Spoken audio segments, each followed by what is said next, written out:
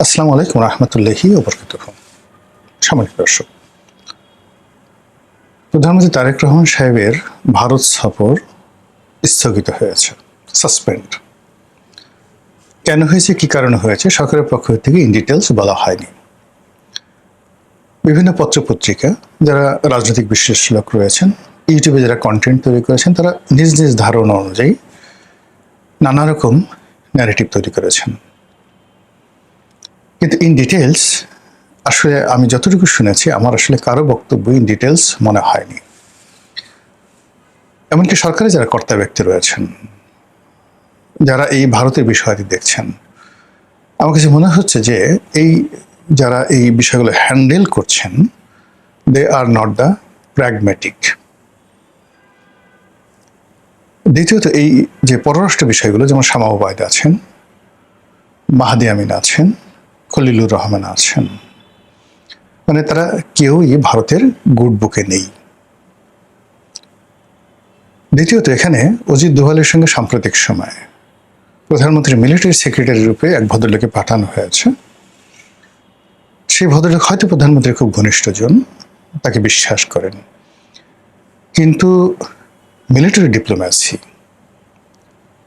তারপর civil diplomacy, international diplomacy, কোনো একটা বিষয়ে তার যে সফলতা, বিশেষ করে অজিত দোভালের মতো দুনিয়া কাঁপানো একজন কূটনীতিবিদ, একজন মিলিটারি স্পেশালিস্ট, একজন মানে যাকে বলা হয় এ যুগের প্র্যাকটিক্যাল জেমস বন্ড।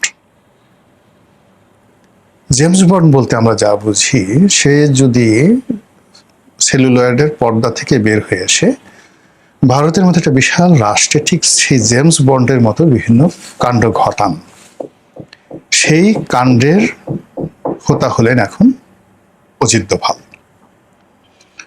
এবং ভারতে অজিত দোভালের যে প্রভাব, তার যে গ্রহণযোগ্যতা এবং তার জনপ্রিয়তা, ভারতবর্ষের দ্বিতীয় পিস স্বাধীনতার পরে এখন পর্যন্ত আসেনি।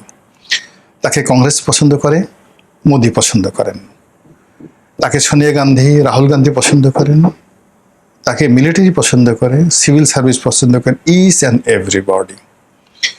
শাহরুখ খান, আমির খান থেকে শুরু করে চলচ্চিত্র জগতের যত মানে যাকে বলে গ্ল্যামার্স রয়েছেন, সব গ্ল্যামারের মধ্যে এই মুহূর্তে ভারতের সবচেয়ে মানে গ্ল্যামারাস যে পার্সোনালিটি, তিনি হলেন অজিত দোভাল। তার একটা অটোগ্রাফের জন্য, তার সাথে বসার জন্য, তার সাথে একটু কথা বলার জন্য এই যারা নায়িকা গায়িকা রয়েছেন, পাগলের মতো যাকে বলা হয় বসে থাকেন। কঙ্কনা রানাওয়াত আপনি চিনেন, যে এই মুহূর্তে খুব আউটস্পোকেন একজন সংসদ সদস্য এবং ভারতের অন্যতম শীর্ষ সিনেমার নায়িকা। কয়েক বছর আগে তার একটা সাক্ষাৎকার দেখেছিলাম, তাকে জিজ্ঞাসা করা হয়েছিল যে আপনার স্বপ্ন কি। আমি আসলে তখনও পর্যন্ত অজিত দোভালের নাম শুনিনি।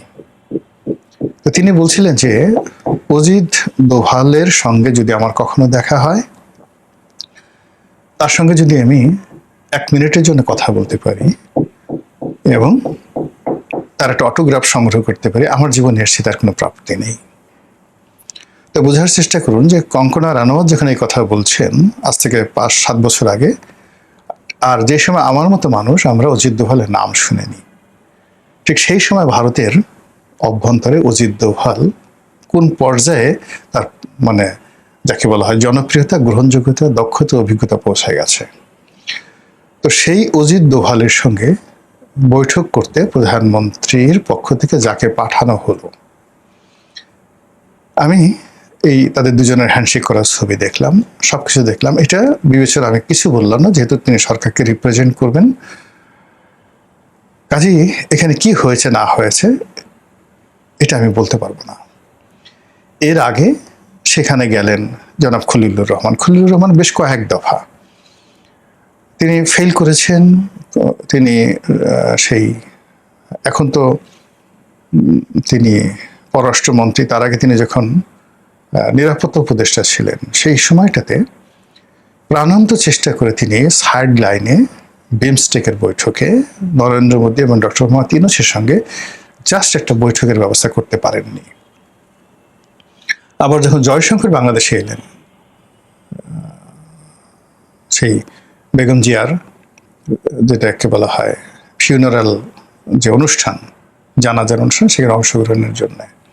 ঠিক সেই সময়টাতে পররাষ্ট্র উপদেষ্টা মিস্টার তৌহিদ, জনাব খলিলুর রহমান সবাই মিলে প্রাণান্ত চেষ্টা করেছিলেন just to say hello, doctor Mohammad ইউনূসের সঙ্গে একটা হ্যালো বলবে, সেই জিনিসটাও তিনি করতে পারেননি। কাজেই ভারতের সাথে সম্পর্ক উন্নয়নের জন্য, সম্পর্ক তৈরি করার জন্য এখন যে খেলোয়াড় যারা আছেন, they are not appropriate, they are not at all appropriate. অন্যদিকে যারা আছেন, যেমন আমির খসরু মাহমুদ চৌধুরী আছেন, জনাব টুকু সাহেব আছেন, মনে করা হয় যে তারা ভারত বন্ধু, কিন্তু যে কিছু ছবি বা তাদের যে কিছু কর্মকাণ্ড আমরা যেটা দেখেছি, যতটা আমি বুঝেছি, অমিত শাহের সঙ্গে এদের যে পারস্পরিক বৈঠক, সেই বৈঠকে যে দৃশ্য আমরা দেখেছি, তাতে মনে হয়েছে সেখানেও ঠিক কূটনৈতিক লেভেলে তাদের সঙ্গে সমঝোতা করার মতো সেই রাজনীতির যে প্রজ্ঞা বা তাদের যে পার্সোনালিটি, এটি আগেও ছিল না, এখন আছে কিনা আল্লাহ বলতে পারেন। অন্যদিকে যে বাংলাদেশে দীনেশ ত্রিবেদী এসেছেন, এখন যে যাকে বলা হয় বাংলাদেশের রাষ্ট্রদূত, পূর্ণ মন্ত্রীর মর্যাদায়, অন্যদিকে অজিত দোভাল এবং ভারতের যে এখন স্বরাষ্ট্রমন্ত্রী এবং বিজেপির যিনি সাধারণ সম্পাদক, তিনি, এবং তার সঙ্গে সঙ্গে রাজনাথ সিং, যিনি প্রতিরক্ষা মন্ত্রী। তো অজিত দোভাল, রাজনাথ সিং এবং যে কংগ্রেসের যিনি, মানে বিজেপির যিনি এখন সেক্রেটারি যিনি রয়েছেন, তারা নিয়মিত ঘন ঘন, মানে পররাষ্ট্রমন্ত্রী, প্রতিরক্ষা উপদেষ্টা, প্রতিরক্ষা মন্ত্রী ঘন ঘন কলকাতা আসছেন, ঘন ঘন ত্রিপুরা আসছেন, ঘন ঘন শিলিগুড়ি চিকেন নেকের ওখানে তারা যাচ্ছেন। আর ঠিক সেই সময়টিতে ভারতের সঙ্গে বাংলাদেশের যে সম্পর্ক, সেই সম্পর্কটার কোনো রকম উন্নয়ন নেই। এই মুহূর্তে আমাদের কতগুলো ভারত বাংলাদেশ সম্পর্কের মধ্যে একেবারে এক নম্বরে যেটা আছে, গঙ্গা পানি চুক্তি। সেই গঙ্গা পানি চুক্তিটা নবায়ন করার সময় চলে এসছে, এটা শেষ হয়ে গেছে।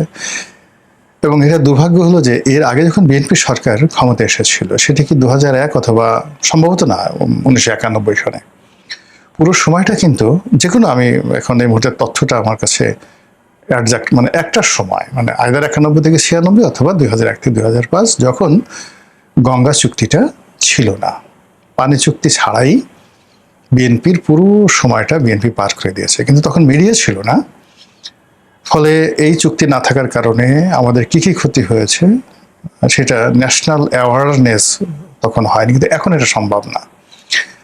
এখন যেদিন থেকে গঙ্গা চুক্তি হবে না, সেই দিন থেকে এই অসংখ্য ইউটিউবার বসে বসে মাপবে আজকে কতটুকু পানি আসলো, কিউসেক পানি আসলো। এদিকে আমরা তিনটি বিষয়, মানে যাকে বলা হয় একেবারে তিনটি অ্যাটমিক বোম আমাদের জন্য, বা তিনটি সুনামি বা তিনটি আগ্নেয়গিরি আমরা পুঁতে রেখেছি ভারতের সঙ্গে। একটা হলো তিস্তা ব্যারেজ, যেটা চীন করে দেবে। 2 নম্বর হলো তিস্তা পানি চুক্তি, যেটা ভারতের সাথে করতে হবে। আরেকটি হলো গঙ্গা ব্যারেজ। এগুলো দিয়ে আমরা মানে খুব বাংলাদেশে মানে দাপট দেখাচ্ছি, এবং এই জিনিসগুলো আসলে 15 দিনে 1 মাস আপনি জনগণের যে জনমত রাখতে পারবেন, তারপরে মানুষ এগুলো বাস্তবে দেখতে চাইবে এবং এগুলোর উপকার সুবিধা এগুলো মানুষ বুঝতে চাইবে। কিন্তু যখন দেখা যাবে না, গঙ্গা ব্যারেজ হচ্ছে না, 34,000 36,000 কোটি টাকা দিয়ে গঙ্গা ব্যারেজ হচ্ছে না, কেউ টাকা দিচ্ছে না, আর এটা কোনো উপকারও আসছে না, পানি নেই, গঙ্গা চুক্তিতে পানি নেই, আমি ব্যারেজ দিয়ে কি করবো? তিস্তা পানি চুক্তি হচ্ছে না, ব্যারেজ হচ্ছে না, তখন সরকার খুব বিপদে পড়বে, ভীষণ রকম বিপদে পড়বে। এই গেল একটা। অন্যদিকে ভারতের সঙ্গে বাংলাদেশের সম্পর্কটা দাকুমড়া করার জন্য চীন যে চালগুলো দিয়ে রেখেছে, 1 নম্বর চাল হলো একটা করিডর, বাংলাদেশ থেকে একেবারে কুনমিং পর্যন্ত যে রাস্তা যাবে, রোড অ্যান্ড বেল্ট ইনিশিয়েটিভ, নয়া সিল্ক রুট, এটা যাকে বলে মানে এটা আগে যেমন কলকাতা দিয়ে হওয়ার কথা ছিল, এটা কলকাতায় বাদ দিয়ে এখন বাংলাদেশ, মায়ানমার, চীন যেটা করবে। এটা ভারতের সঙ্গে আমাদের একটা অ্যাটমিক বোম তৈরি হয়ে আছে। উত্তরবঙ্গে লালমনিরহাটে যে একটা সামরিক বিমান ঘাঁটি চীনের যাকে বলে অর্থায়নে তৈরি হবে, এটা একটা ঝামেলা হয়ে আছে। উত্তরবঙ্গে 1000 বেডের বেশ কয়েকটি চীনা যাকে বলা হয় হাসপাতাল তৈরি হবে, এগুলো নিয়ে সমস্যা আছে। এগুলো হলো প্র্যাকটিক্যাল, একদম দৃশ্যমান। আর এর বাইরে 2001 থেকে 2006 সন পর্যন্ত সেই 10 ট্র্যাক মামলা, ভারতের বিচ্ছিন্নতাবাদীদেরকে চীনা মদত এবং বাংলাদেশের ভূমি ব্যবহার করে, এই বিষয়গুলো সরকারের সঙ্গে আসলে ভারত সমঝোতা করতে চাচ্ছে। আমরা সবাই জানি যে তারেক রহমান সাহেবের ক্ষমতা আরোহণ, তার দেশে আসা, এর পেছনে ভারতের একটা নিদারুণ আশীর্বাদ ছিল। তো সেই আশীর্বাদটা এই গত 4-5 মাসে সরকার কাজে লাগাতে পেরেছে, দৃশ্যমান কোনো রিলেশন তৈরি হয়েছে, এটার ন্যূনতম কোনো ভিত্তি নেই, কোনো রকম ভিত্তি নেই।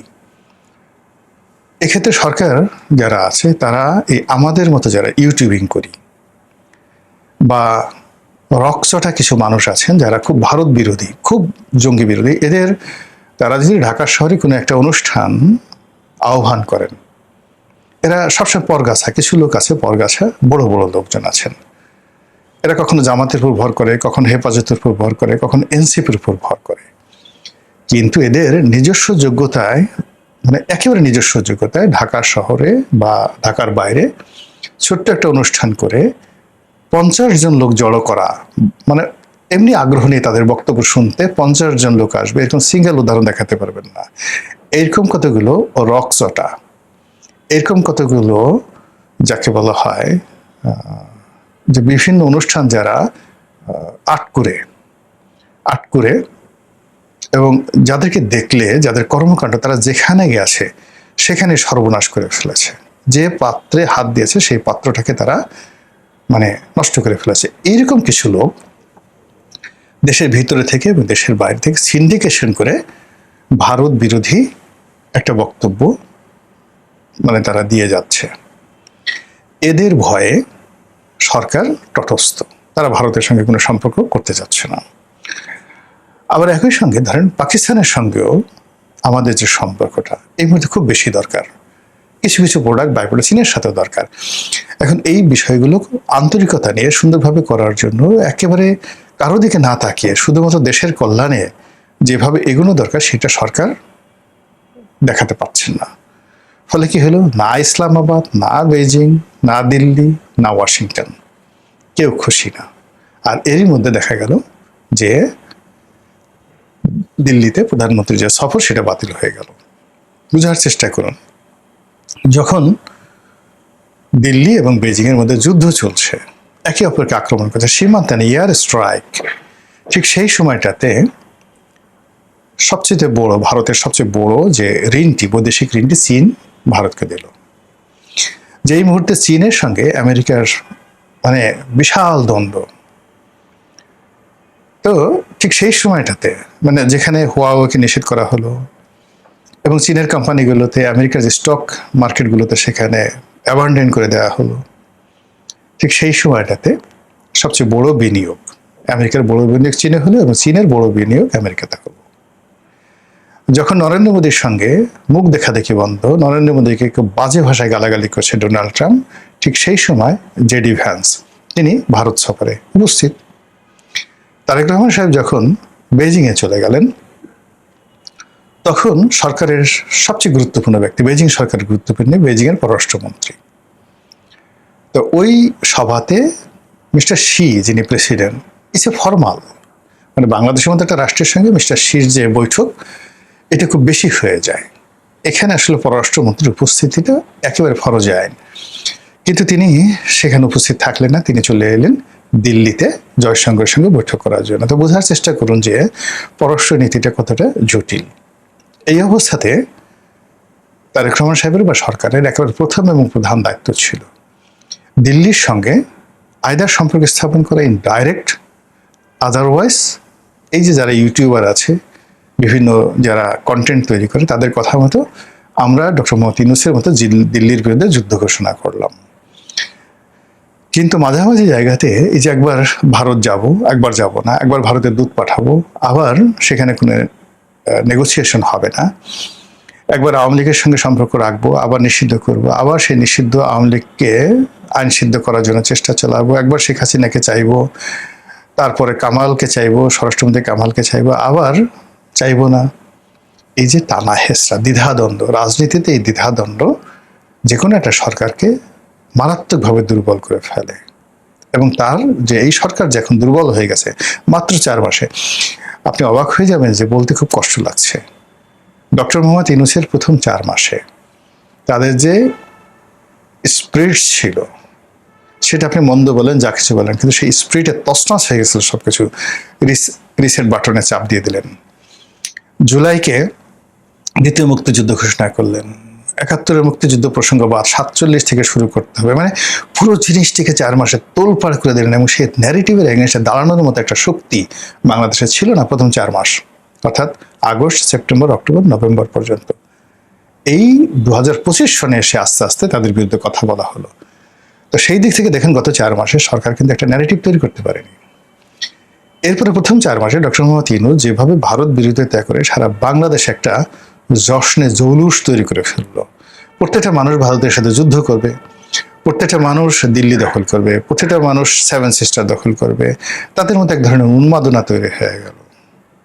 ঠিক সেই রকম আপনি দেখেন তো গত 4 মাসে একটা সিঙ্গেল ন্যারেটিভ তৈরি করতে পেরেছে কিনা সরকার। ইট মিনস প্রথম 4 মাস বা 5 মাস ডক্টর মোহাম্মদ ইউনূসের যে সফলতা, তার ধারের কাছে বর্তমান সরকার আসতে পারেনি। এর মধ্যে তার এই যে যাকে বলা হয় একটা গুরুত্বপূর্ণ সফর স্থগিত হলো। আপনাদের মনে আছে যে ডক্টর মোহাম্মদ ইউনূসের যে প্রথম এরকম একটা সফর স্থগিত হয়েছিল ফ্রান্স। তো উনি দুটো জায়গাতে, প্রথম অপমানটা হয়েছেন গিয়ে ইংল্যান্ডে গিয়ে তিনি প্রাণান্ত চেষ্টা করলেন ইংল্যান্ডের প্রধানমন্ত্রীর সাথে দেখা করার জন্য। তিনি সেটা দেখা করতে পারলেন না এবং ওখানে তিনি অকারণে ইউলিপ সিদ্দিকের সঙ্গে গন্ডগোল করলেন। ওখান থেকে ওনার কপাল পড়ল। সেকেন্ড, তিনি চেষ্টা করলেন, ফ্রান্সে একটা অনুষ্ঠান ছিল, জলবায়ু অনুষ্ঠান, সেখানে সাইড লাইনে বা আলাদা 1 মিনিটের জন্য হলো তিনি ফ্রান্সের প্রেসিডেন্টের সঙ্গে বৈঠক করতে চাইলেন, যার সঙ্গে তার ব্যক্তিগত সম্পর্ক আগের ছিল, অনেক আগের ছিল। একসাথে তারা অলিম্পিকের মাঠে মশাল নিয়ে দৌড়িয়েছেন। কিন্তু তাকে যখন বাদ দেওয়া হলো এবং তিনি সেই অভিমানে, রাগে, ক্ষোভে, অপমানে ফ্রান্স যাওয়া বন্ধ করলেন, ফ্রান্সে গেলেন না এবং ওই দিন থেকে ওনার পতন শুরু হয়ে গেল। কাজে এই যে ভারতে যে উনি গেলেন না বা স্থগিত হয়ে গেল, এটা সরকারের জন্য এই প্রথম একটা অশনি সংকেত, দ্য ফার্স্ট ইন্টারন্যাশনাল যাকে বলা danger in the field of diplomacy. সরকার কিভাবে সামাল দেবে সেটা অপেক্ষা করুন এবং দেখতে থাকুন। আসসালামু আলাইকুম ওয়া রাহমাতুল্লাহি ওয়া বারাকাতুহু।